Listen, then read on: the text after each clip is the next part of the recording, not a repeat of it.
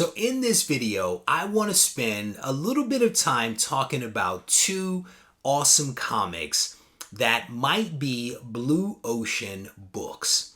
And if you are curious as to which two books made the list, you want to stay tuned for the video. Hey, my name's Doug. My name is Wesley Campbell. Matt Woods here. Hey, and I subscribe to Regie Collects on YouTube. And I subscribe to Regie Collects. And if you want to see the best creator content on all of YouTube, And if you want some robust comic book conversations, You should subscribe to Regie Collects too. I encourage you to subscribe as well. you will not be disappointed. Reggie here, your friendly neighborhood bodybuilder and comic book collector, and I want to welcome you to another one of my videos. In this video, we are going to spend some time talking about two books that I believe could be blue ocean speculation opportunities. Now, I don't want the term or the word speculation to scare anybody off, because the idea behind my blue ocean strategy is kind of twofold. If you are an investor or speculator, if you will, that is looking to turn a profit on a book, the best way and opportunity to get a book is when it's less expensive, because no one is potentially paying attention to that book.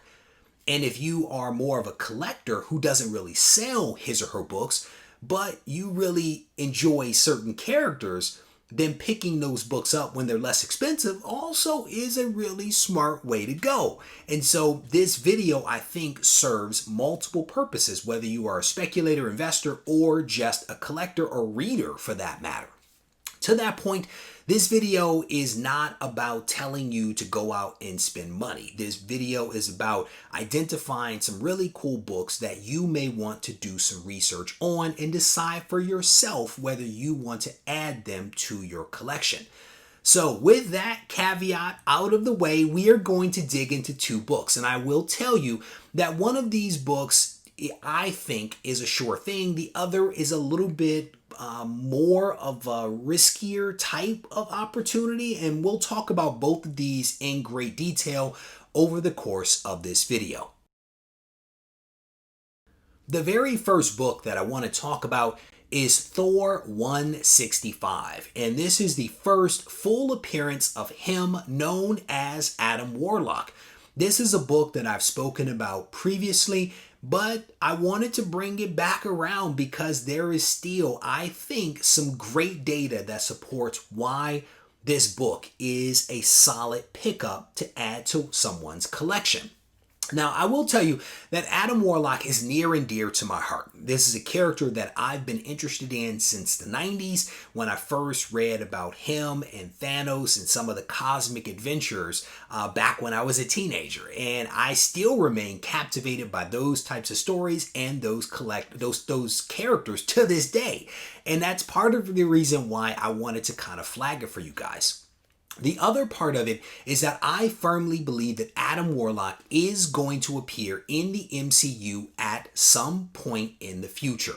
I think that his appearance has been delayed because of Voldemort, because of the firing of James Gunn and his subsequent rehiring, but the fact that he had to do some things for DC before he could get back to Guardians of the Galaxy #3. But eventually, James is going to come back, and I believe that we are going to get a big screen treatment of Adam Warlock. At least that is my hope, that we're going to see him on the big screen, because I think that it will be awesome. And I will tell you that I actually came up with this idea that the MCU was going to go cosmic years ago. You can actually go back and watch some of the videos that I did in the kitchen when I was picking up a lot of the cosmic entities. And so Adam Warlock very much fits into my long-term strategy for my collection.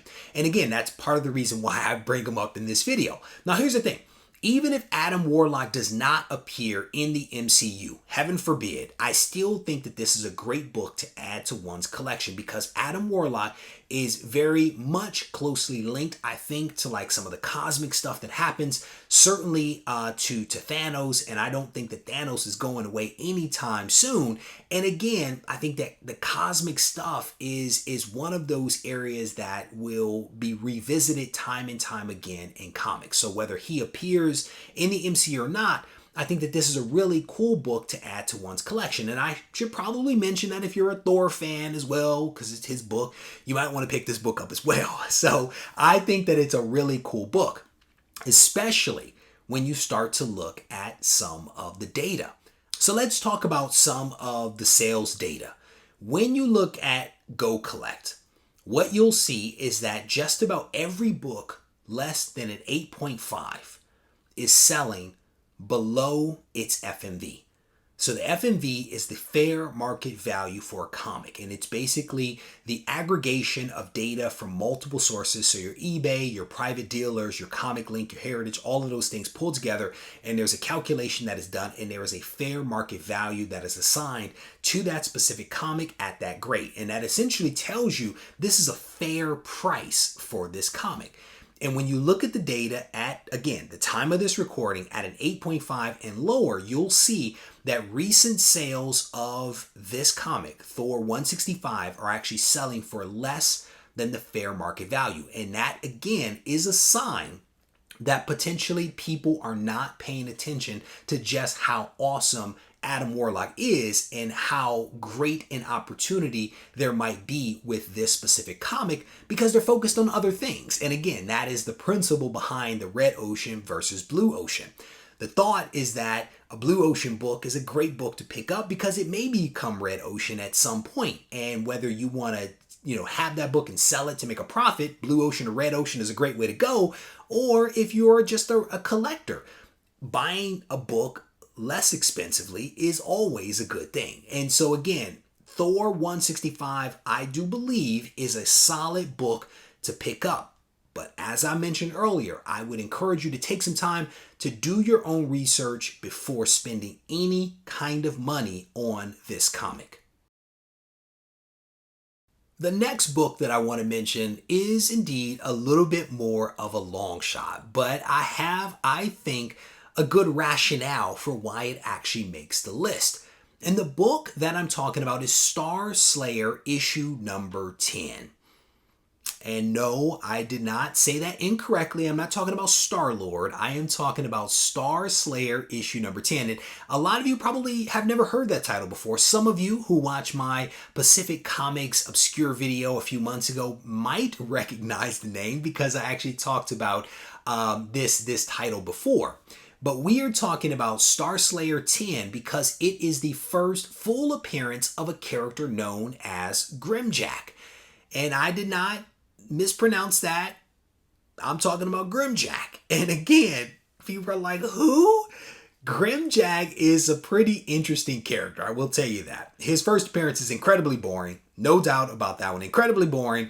Some of the later stuff I'm actually looking forward to reading. I haven't yet gotten to it. But what makes Grimjack a potential Blue Ocean opportunity is that it appears that the Russo brothers have acquired the rights to this intellectual property and have plans to actually develop it into a movie or TV show. It's a little cryptic at the moment, but they are actually doing this under their production company known as GBO. And I have no clue what that actually stands for, but the research that I did actually revealed that is the production house, if you will, that Grimjack will be developed under.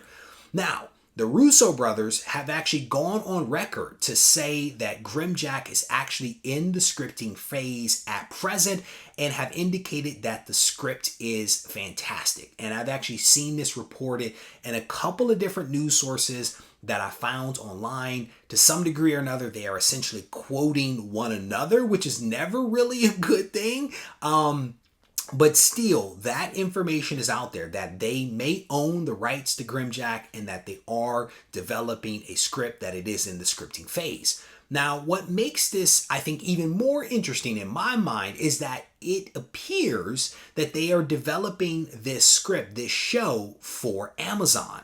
Amazon, I feel, is making quite the investment into comics and comic-related properties. They have The Boys, huge hit. They have Utopia, fantastic show that I enjoyed, that I'm waiting for them to renew for a second season. And then they are also coming out with Invincible in 2021. So it appears that Amazon might be investing heavily trying to catch up to some of those other streaming services out there that are also investing in comic book related properties. They're trying to capture some of that magic. And so again, if you connect all the dots, it actually tells a pretty good story. Now, the question is, will those dots ultimately connect, and will Grimjack ever be made? Only time will tell. In all fairness, it has to be mentioned that this is not the first time that Grimjack was going to be turned into a movie or a TV show or something like that. They actually tried to do it several decades ago. Michael Straczynski, I think that's how you say it. I probably butchered it. You guys know who I'm talking about. He attempted to do it back when he was working on Babylon 5. And because that show became a hit, he never got around to working on Grimjack. And so now this is the second shot on goal. What gives me hope, again, is that the Russo brothers have a fantastic track record of producing comic-related properties. And if they do indeed own it, magic could get made. So let's talk a little bit about the market data that exists for Star Slayer issue number 10 and to some degree or another for Grimjack. What I will tell you is that there are a ton of copies of this book out there. I don't think that people are really paying attention to this book because Grimjack is an obscure character, right? But we have seen that, they will make some movies and TV shows out of some pretty obscure characters. And so again, I think that that's why there could be some really great opportunity here, because there is a lot of copies and there isn't a whole lot of competition for people to buy those books up. In fact, a quick search on eBay revealed a plethora of copies, raw copies, available for under $30, which is not a bad price, but I'll be completely honest, you might be able to find this book in the dollar bin, in the back issue bins. Being completely honest about that, I have copies, but I actually found my copies in my own collection. I literally went hunting for them to be able to do this video, and I was fortunate enough to find these books in the collection. I feel like if they're going for that inexpensively online, that you can probably find them at your local comic shop or at an online retailer for just a couple of dollars. Again, eBay, there's a ton of them there, which means that in my mind, there are a ton of them out there available for people to pick up. There are also graded copies on eBay. I am not really a fan of going that route. I mean, they also were not terribly expensive, but I feel like that's an unnecessary expense at the moment to pay $200, for example, or even $100 for this particular book when it is such a long shot and when there are ample numbers of raw copies that are high grade that are available, that can be found in the wild and also on various retailers online. So that would be my recommendation, is to actually check that out. And I want to show you guys before I get out of here, this is my copy of Star Slayer issue number 10. That is essentially what the book looks like right there. Pretty cool cover. Little yellow action going there with Star Slayer and Black Tom fighting it out. That is, again, the first appearance of Grimjack. But right here, this from First Comics is actually the self-titled comic for Grimjack. This is issue number 1, and I have a couple of copies of this, and this is actually a pretty cool cover. I do dig this cover right here. And when I was doing my research for this video, I feel like I found some misinformation about this comic right here. This is New Mutants issue number 50. And what I found is that there is supposedly a Grimjack appearance in this comic. I have gone through this comic 2 times and I am not seeing it at all. So I'm not quite sure whether the information I found is accurate or not, but I am not suggesting that people check that out. But these other 2 books are definitely some books that you may want to check out. There is also a cameo appearance that came out before Star Slayer issue number 10, where Grimjack appeared, but he was like in the shadows. And if my research proves true, he is literally like a ½ inch in the shadows and is not to me, it's not really a book that I would pick up. I'm still going to try to find it in my collection, but I would prefer to have him in Star Slayer issue number 10. And even there, it's a backup story. It's not even the main story. It's a backup story. So I don't know if him in a shadow in another comic is worth it. So again, I kind of throw this stuff out there. At least you guys have it and you can consider it when you do your own research. With that said, I hope that you all enjoyed this video. And if you did, I want to encourage you to hit the thumbs up button, leave a comment behind so we can mix it up in the comment section. And if you need to reach out to me, feel free to do so on Instagram at Regie Collects. Take care.